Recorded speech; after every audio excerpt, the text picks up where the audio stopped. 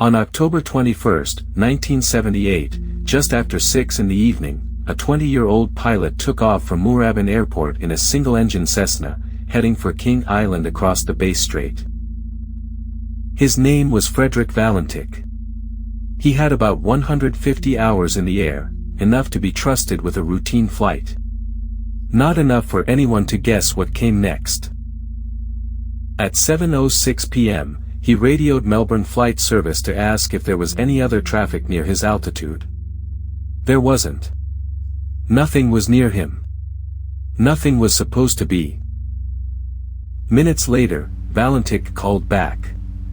His voice was calm, the voice of a pilot describing routine weather. He said a large aircraft was flying above him, at speed, with 4 bright landing lights. Melbourne asked him to confirm the type of aircraft. He couldn't. He said it had a shiny metal surface, and it was orbiting him. Then he said something Melbourne Flight Service had no way to log as a known aircraft type. He said, "It's not an aircraft." For the next several minutes, the transmission continued.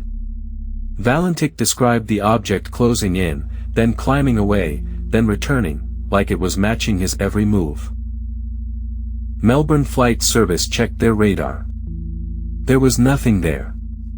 No blip, no signature, no confirmation of anything flying near him at all. At 7:12, his transmission changed.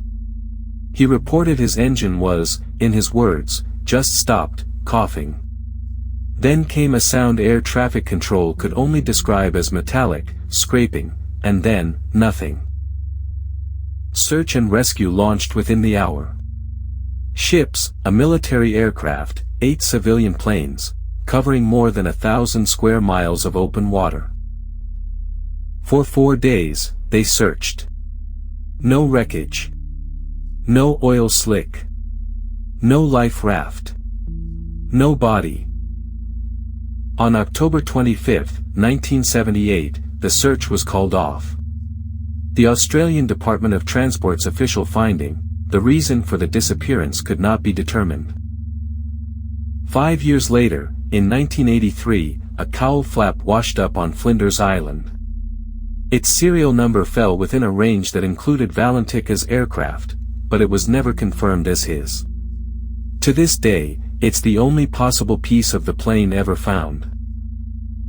Investigators have proposed a simpler explanation: spatial disorientation.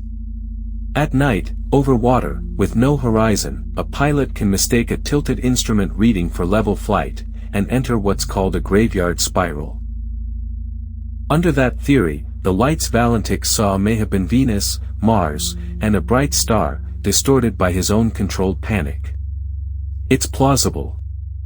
It's also unproven, because there's no wreckage to confirm it. Others point to the fuel. His Cessna carried enough for over 800 kilometers, far more than the direct route to King Island required.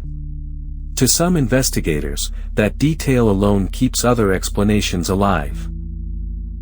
What's not in dispute is the last confirmed fact: air traffic control has several minutes of a pilot calmly describing something they never saw on radar, ending in 17 seconds of sound nobody has ever identified. Then he was gone. No wreckage beyond one uncertain cowl-flap. No radar confirmation. No confirmed cause. Just a transcript, and the last words: "It's not an aircraft." This is case file of the untold files. Somewhere in those 17 seconds of sound is an answer nobody has ever found.